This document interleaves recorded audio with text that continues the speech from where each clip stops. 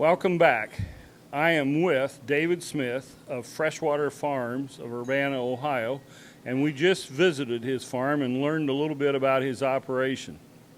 David, would you give me an idea of the scope of the operation and how many fish you have and that sort of thing?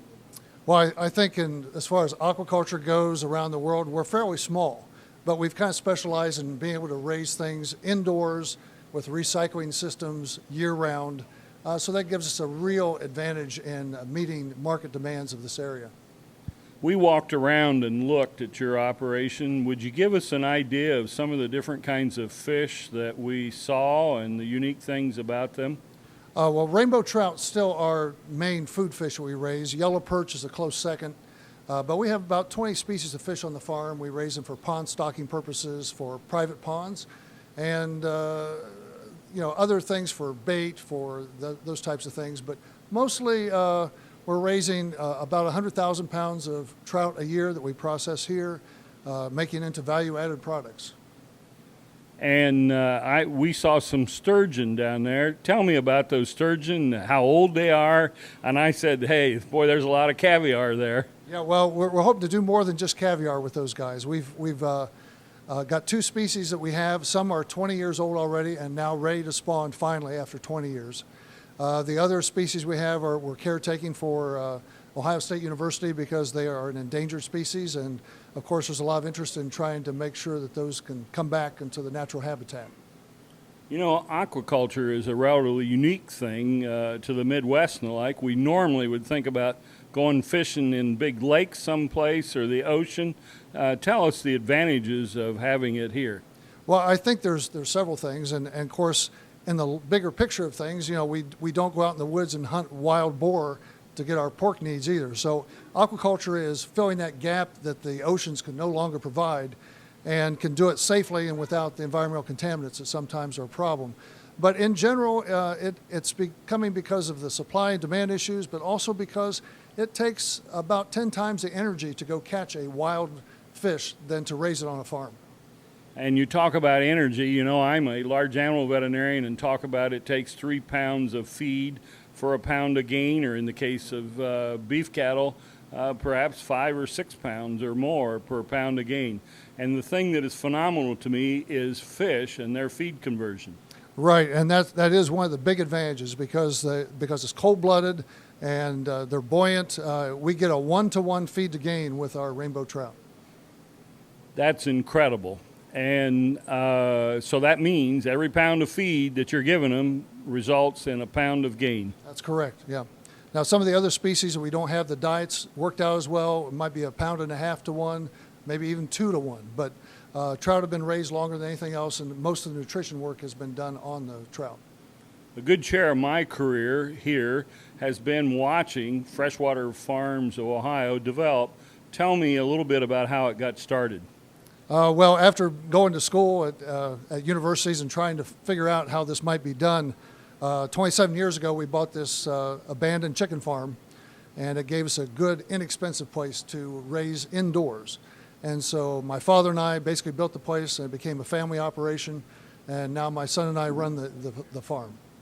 And you're only being too modest. Give us a little bit about your education and how you got here as far as your secondary training.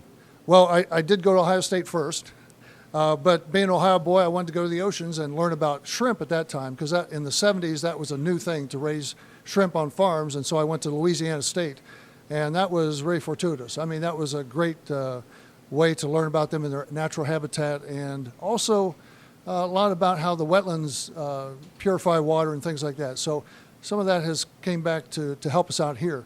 But I also went to the University of Wisconsin-Madison. My PhD is in fish feed nutrition, so that is my specialty. And so we're very involved in trying to develop new types of grain-based diets, sustainable types of diets, and there's a lot happening here in Ohio toward that end.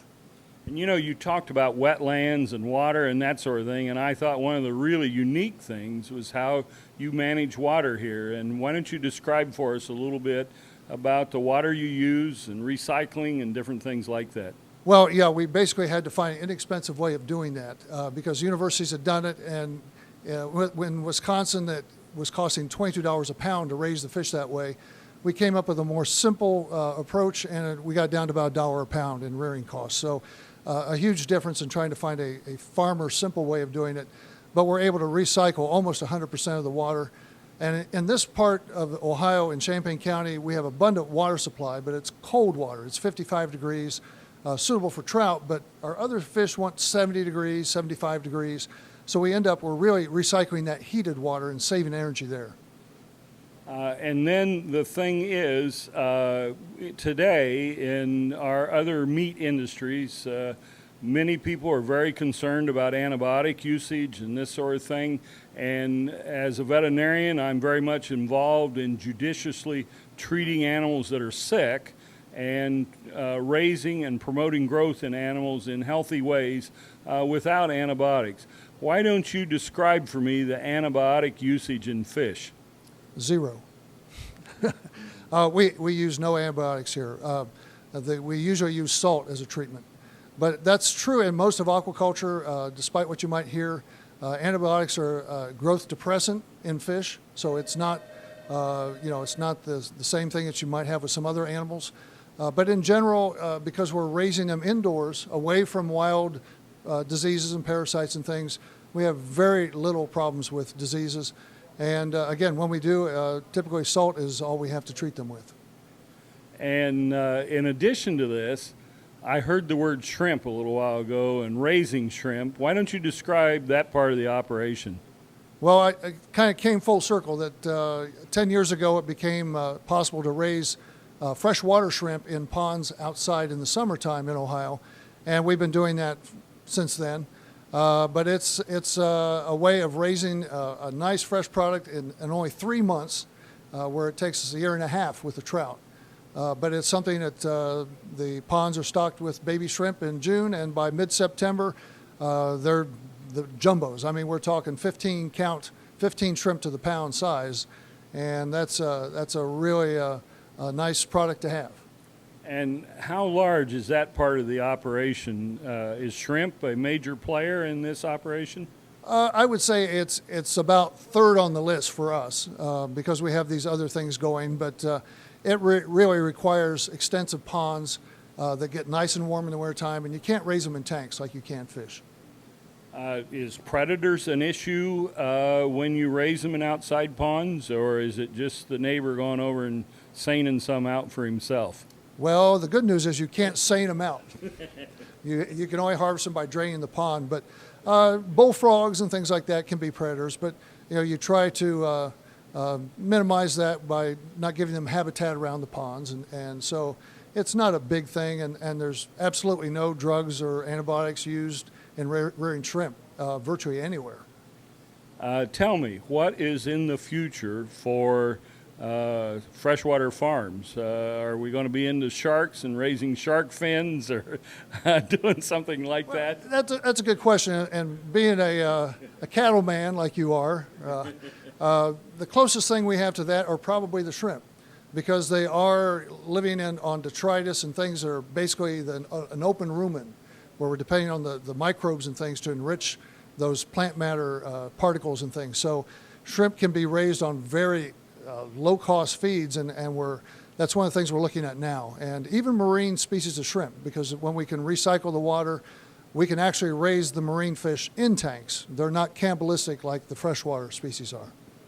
And one of the really neat things that freshwater farms have done for the community here and the like is tell us about the Shrimp and Fish Festival every September. Well, after our first year of raising shrimp, and it just was so great, I thought, here's the hook. We can start a festival for our area that will draw people to it. But as it turns out, because the shrimp has to be harvested by everyone in the same 2-week period, we didn't want to be competing with everybody head to head and being like the sweet corn farmers up and down the road that everybody competes on price and nobody makes money. So what we've done is we created the demand with the Ohio Fish and Shrimp Festival, and we invite all the other shrimp farmers to come, because now we sell out in just a matter of hours for a 3-day festival. So we're still hoping to get more farmers to join us on that. And tell us when that is and how on the net or wherever can someone that wants to learn more about it can find out when it is and what it's about. Yeah, well, it's again, it's on our website at fwfarms.com, but it's also it's out there in a lot of other publications and things. But it is the third weekend of September always, and that's when we're harvesting the shrimp just the day before. So it's fresh on ice and have that, but we have vendors that are preparing it and cooking it and live music and all those kinds of things. We had over 8,000 people last year. That's incredible.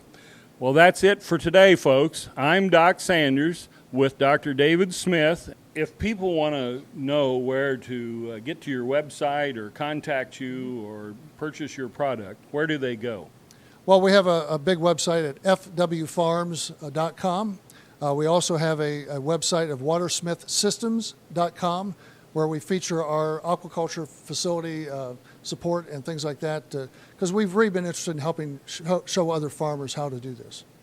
So it isn't only fish, but you're supplying equipment products that aren't readily available down at the local farm store and this sort of thing, where they can get more involved with raising their own fish or having good pond health as far as the water supply and this sort of thing for their own pond. Yeah, there's some specialized equipment and aeration devices and things that are very important for fish farming in general. Though we tend to work toward the do-it-yourselfers that can really save money and do this economically by having something simple that they can build themselves.